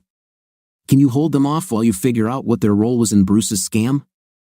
Oh, of course. We were going to detain them as witnesses, as you suggested. But now, she looked back at the specs and shrugged. Now we have substance and weapons charges against them. Believe me, when they realize how long they can sit, one or both will start talking about Bruce. We'll find out what they were really doing when dealing with him, she said and turned away. Good night, guys. I arranged for one of the deputies to take Consuela and me to her mother-in-law's, where she was reunited with the boys, and I was reunited with Claire, who was waiting there. We said our goodbyes, and Claire and I headed back to the island. It took several more days to reorganize our activities in Florida before we could return home. We promoted Bubba to official Grove manager with a salary increase. I figured he was already doing most of the work with Bruce coming in from time to time to make final decisions. Since Bruce's company went out of business, we hired Consuela to take on additional duties that Bruce had previously performed. After harvesting the crops and sending them to either the packing house or the juice plant, it was her job to ensure the process was completed. We sold the produce from our headquarters in Tennessee, but Consuela had to ensure that the fresh fruit was palletized, wrapped in plastic film, and that brokers arranged for the product to be trucked from the plant to the end customers. Our products were high quality because we did not harvest them until the sugar-to-acid ratio reached the level consumers desired. This meant a score of 21 or higher for oranges and at least 11 for grapefruits. Bubba had to ensure that the fruit was not picked until it was completely ripe, which was a problem with Florida citrus, especially grapefruit. Another of Consuela's responsibilities was managing our pride and joy, our juice line. We no longer sold our juices wholesale, we had our own brand. We were considered a premium brand because not only was our juice NFC, not from concentrate, but all the fruit was real Florida fruit, whereas our competitors added cheap fruit from Brazil, Mexico, or Central America to bulk up their juice. We sold our line of juices to high-end stores, many in New York and Washington, as well as upscale restaurant suppliers. We also shipped a significant amount to our warehouse in Tennessee for sale throughout the state and surrounding areas. We couldn't grow all the fruit we needed to produce juice in our own groves, so Consuela also had to source juice from other producers. We had several reliable suppliers who sold all their juice to us. By hiring Consuela for these tasks, we also put her under Claire's control, so I was out of the process. Claire knew there would be no flirting, and Consuela knew I wouldn't treat her the way Bruce did. Back home, Claire and I went about our business. In addition to the groves, we processed produce from my father's ranch and a few select local farmers. Over the years, we began distributing fresh vegetables and berries grown on farms in central Tennessee. Our employees did a good job in our absence, but there were always tasks that required our personal involvement. However, that didn't mean we didn't hear more about Bruce and his antics. About 2 weeks after we returned home, Pete called one morning to say that law enforcement had found Claudia Rivera's Toyota parked, presumably abandoned, in the long-term lot at Miami International Airport. She and Bruce, on a Panamanian passport, and Bruce on an American one, took a commercial flight to the Dominican Republic. After that, their trace disappeared. No one expected to see them again in the USA. It later became known that Bruce was able to sell 3 other groves to his clients. Developer Jake Steer handled the transactions legally because his clients, being out-of-area owners with little involvement in the management of the groves, gave Bruce legal powers of attorney. They did this many years ago and never had a problem before, but several months passed before anyone thought to call the previous owners to ask if they really wanted to sell the groves. The only consolation was that 3 grove owners sued Steer and locked up his money and land long enough for him to declare bankruptcy. However, the owners never got their money or groves back. In the end, Bruce stole less than $130,000 from us, including everything, but he walked away with millions from sales of other groves. Tracing the money was nearly impossible. First, it went to a bank in Panama. Yes, those scoundrels who came to the ranch and were still in Florida State Prison for pills and weapons were indeed Panamanian bankers. They carried out their part of the scam, then the money disappeared into accounts first in Costa Rica, then it moved to the Cayman Islands. Who knows how many times the money was transferred from one place to another, but eventually, the trail disappeared, leaving the former owners of the groves to cry over their lost possessions. They may have been able to claim some of the money back as a loss on their tax returns, but I'm not sure about that. I received a call from a gentleman in New Jersey who owned one of the groves, wondering if I had been able to obtain more information about Bruce's whereabouts. He also asked how our grove escaped Bruce's illegal activities while others did not. I told him it was partly luck, combined with the fact that I grew up in Vero and a lot of people knew me. When something seemed strange, local friends would call me. He was very polite, but I felt a bad vibe even over the phone. He asked me to call him if I found any new information about Bruce. I took his number and said I would. The former owners of the groves weren't the only ones keeping their eyes open for Bruce. Nothing else happened for more than 2 years. Then, I received a call from Consuela. She had heard from her Latino friends that Bruce was now very sick and in the advanced stages of ALS, but was still healthy enough to take care of himself. It was said that he traveled to Canada to enter their national health care system for long-term care as his condition deteriorated. Trying to cheat the system again, such a vague rumor wouldn't have done any good if it weren't for the fact that someone had overheard the conversation and mentioned the name of a hotel in a small town near Quebec City. After consulting with Claire, and although she thought it would be pointless after all these years, I made arrangements to go to Canada. I was going to confront Bruce, assuming that the rumor had some basis and that it was, in fact, Bruce. 2 days later, I arrived at the hotel and asked about a man who I thought might have been staying there. The hotel manager was very concerned about the privacy of his clients, but the pair of Ben Franklins in the palm of his hand not only confirmed that such a person was staying at the hotel but also gave me the key to his apartment. He was at dinner when I arrived but was expected back in an hour. I was sitting in the dark when the door opened and the tenant came in. At first, he didn't notice me, but when he turned on the light, he suddenly saw me. I scared him. God, David, you scared the crap out of me. Hi Bruce, it's been a long time. Bruce sat down in the second chair opposite me. Dave, you look good, he remarked. Bruce, you look like crap, if you don't mind me saying so. Bruce looked thin and haggard, about 20 years older than he was. Yeah, Bruce sighed. It sucks. It really does. According to the doctors, I probably only have a year or maybe 2 if I'm lucky. This is what ALS does to you. Even now, I have to eat soft food, a lot of soups and baby food. But at least I can feed myself. I don't know when, but I will probably need a feeding tube. Thankfully, Canada's National Health Service will keep me until the end without my paying. I don't know. I told him, it seems the NHS is trying to convince anyone with a terminal condition to let them put them to sleep. I've heard about it too.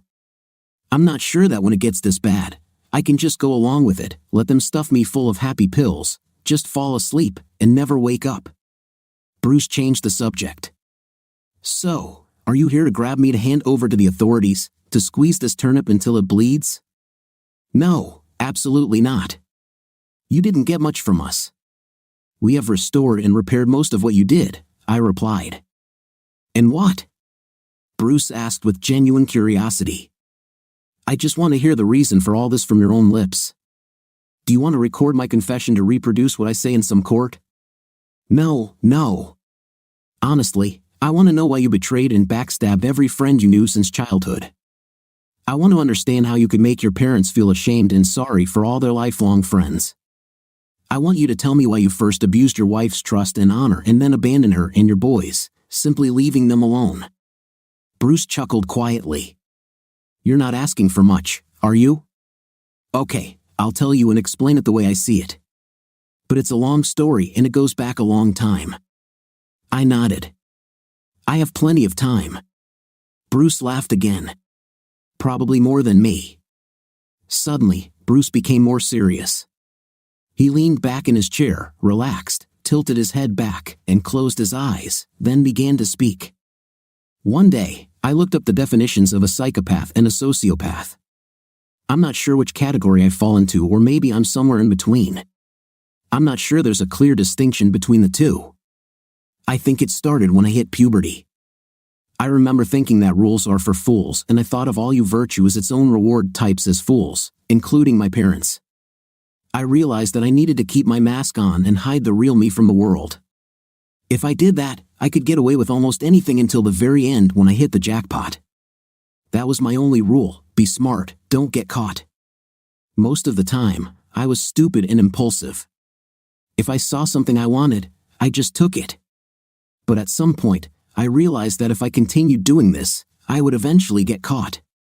That's when I realized I needed a plan, my own set of rules, not to conform to the demands of society, but only for my own protection.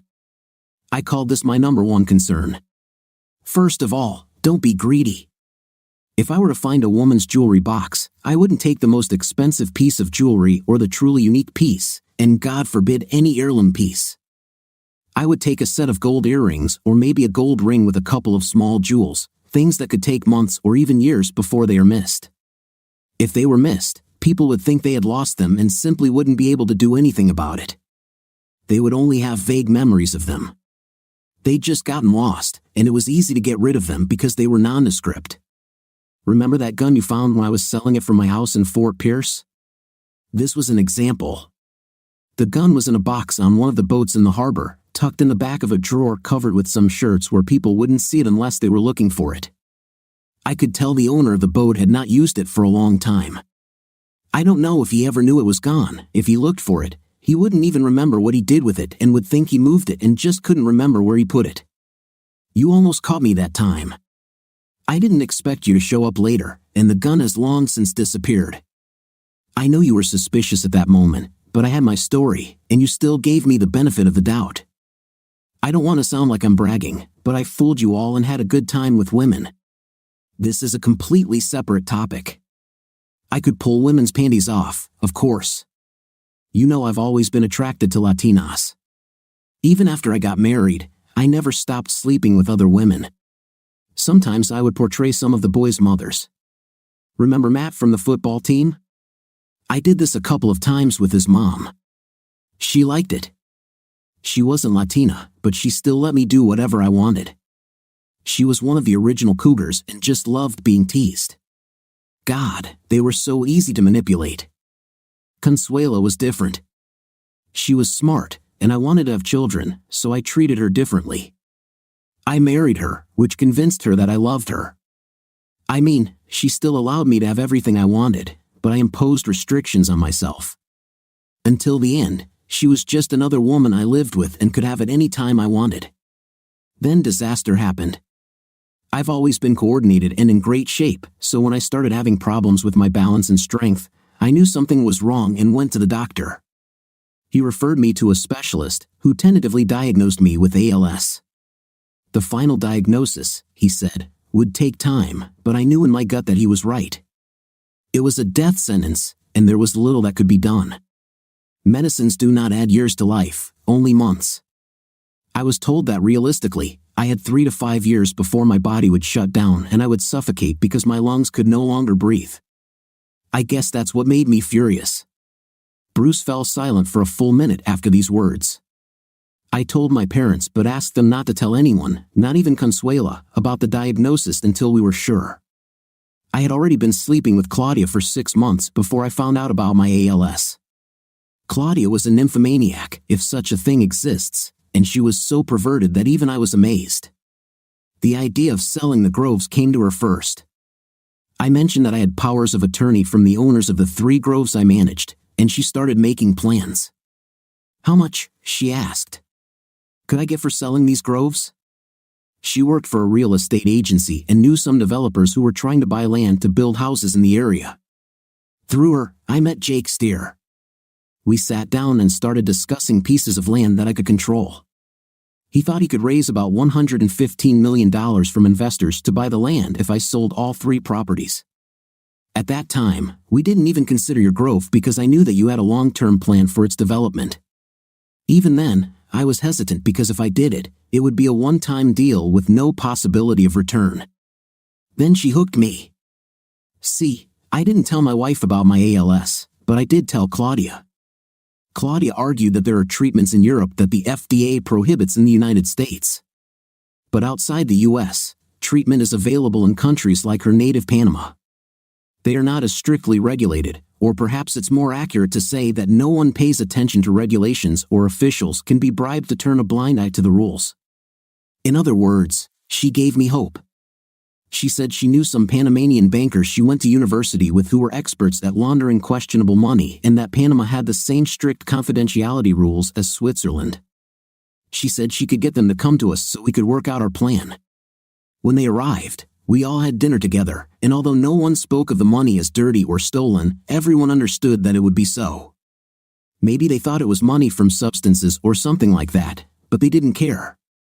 We started by transferring money to the Cayman Islands, then it moved to Costa Rica, then to Jersey or the Channel Islands off the English coast, and finally back to Panama, where it would become clean and available. I mean, who would have thought that the island of Jersey was a major banking center? But apparently, it is. That night, after dinner, we had some drinks, went back to the hotel, and Claudia served us all. After all this, she was ready to go to the bar and find new men. Crazy, right? I persuaded her not to do this. The next day, when the Panamanian bankers left for Panama, they also took $110,000 of my money to make me a Panamanian passport, which they did, a real one with my photo and a different name. I haven't used it in a couple of years, but I still have it somewhere. I still had a bucket list of things I wanted to accomplish before I died, but now I expected to do them with a ton of money. Claudia was never satisfied. I had true powers of attorney for the other 3 groves, but she became greedy and wanted to sell your grove. She said she could forge a power of attorney for your grove, and we would disappear before any of the owners, including you, found out. By the way, how did you find out? I shrugged. People talk and gossip, and eventually, it got back to Pete, who called me to ask if I was selling the grove without his knowledge. By that time, our banker had seen the fake document and called me to tell me about his suspicions. Hell, even Bubba found us to talk about tractors. It seemed like everyone knew something fishy was going on. By the way, did Matt find you? He was furious that you were willing to steal $20,000 from him. When he thought you were just deceiving me, he didn't even know about you and his mom. But he was going to find you and get his $20,000. Bruce laughed quietly. He almost caught me. I was hiding in an empty rented house that almost no one knew about, in one of the groves. But Matt knew about it because when we were in school, we would go there to smoke if we had the money to buy it. I went out onto one of the roads through the grove and saw his truck on the other side. I realized that this was not good, but he did not see my truck. I think we were hidden behind the trees or something, but I was just about to sell the truck, so I didn't worry about it. Bruce fell silent again, as if gathering strength to continue speaking. The situation with Consuela at the end was completely different. I did so many kinky things with Claudia that I just wanted to exert control over Consuela. The threesomes with the other grove owners were just to distract them so they would treat me well, and it worked. They stayed away long enough for Claudia and me to close the grove sales. What fools they were to give me powers of attorney over their property. My father worked for them for years, and they expected the same from me, like a grateful serf working until exhaustion for the crumbs they paid me. I think they were surprised. Bruce looked at me to ask, "Have you tried any of these women?" Consuela is damn good. Not like Claudia, but Claire, and you can trust Consuela. No, I answered. I don't sleep with employees. It's a pity, Bruce said. I wanted you to try intim with me and Consuela, or even bring Claire and make an exchange. Claire looks pretty hot. I didn't comment on this. When you fled, I think the last place you were seen was in the Dominican Republic, but you didn't stay there. What happened between then and now? Yes, Bruce replied. We landed in the Dominican Republic on my original passport, but a couple of hours later, we flew to Costa Rica, where I used the new Panamanian passport. Claudia, I believe, had a Honduran one. We arrived at the San Jose airport in Costa Rica and spent a couple of days there. We stayed at a casino hotel where the bar was filled with available women. Claudia and I were hanging out at the bar, drinking, and she was picking out one of the girls based on what they were willing to do. Many didn't want to engage with women, so we let them go, but there were still plenty of options, and we had some fun nights there. Then we went to the West Coast and did some deep-sea fishing. It's great there, you should try it. Marlin, swordfish, sailfish, you name it. Claudia found a new interest there too. One day, she brought back an effeminate guy, an American, as she called him, but he also had a night with women. I won't even describe some of the things we did with this guy. He was thin, his body was clean-shaven, and he was just as perverted as Claudia. I was tired of Bruce's bragging, so I motioned with my hand for him to continue. We stayed there for about a week. By then, we thought our money had stopped being sent and was in the bank account. Next stop, Panama. This is where everything went to hell. We boarded a flight to Panama City, the capital. The flight was okay, but when we got off, Claudia went to get the rental car while I went to get my luggage. That was the last time I saw Claudia. She left me. I looked for her at the airport for an hour before I realized she was gone. I was the scapegoat. I hired people in Panama to look for her, but she had completely disappeared. I'm not even sure she was actually from Panama. I rented a hotel room, and the next day I found out where the bank where my account was opened was located and went there. Sorry, sir, but your wife withdrew all the money from the account yesterday. No, sir, we don't know what she did with it. She took everything in bearer bonds you bought. Bruce lowered his head and sat shaking his head. Can you believe it? She stole my money right from under my nose. I wasn't completely broke because I still had money from your account and from selling the tractors and my truck, but it was a little more than $100,000, much less than the $15 million. I felt sick thinking about how I had been deceived, but someone at the top must have been looking out for me. The next morning, I received a call from the bank saying that the last $1 million had just been transferred from abroad. Of course, I wanted to get it. I went back to the bank as quickly as possible and transferred the money to a new account, one without her name attached. That's the whole story. It goes without saying that Claudia lied to me about the ALS treatment in Panama. I consulted the best doctors there, and the only treatments they knew of were the same ones available in the States. After all, she lied to me and stole most of my money. However, with over $1 million in my pocket, I could live a luxurious life for decades in Panama, but I didn't like it there. I moved at least every 6 months, and more often if I thought someone was getting too close. With the remaining money, I was able to buy Canadian documents that would pass muster unless there was the most in-depth investigation, something only intelligence agencies could conduct. Nobody cared enough about me to try that hard.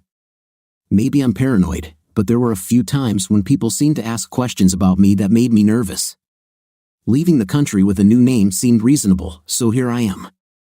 I think I should change hotels now. If you can find me, other people can too. You said you weren't going to turn me over to the authorities, right? I nodded. No point in doing that now. I just feel pathetic for calling you a friend for most of my life. Do you remember that girl Connie Lopez who took my virginity? Certainly. She was hot. I was with her long before you. Well, she told me a long time ago that you were not my friend and that one day you would betray me. She was right.